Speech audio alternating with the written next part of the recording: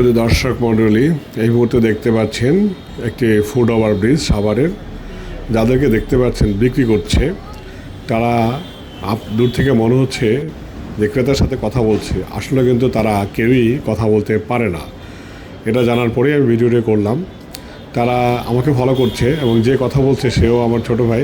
ওরা কিন্তু ইশারা ইঙ্গিতেই সব কিছু করছে এবং এই ব্রিজটাতে যারা আছে এরকম হকার, তারা সবাই বাক প্রতিবন্ধী।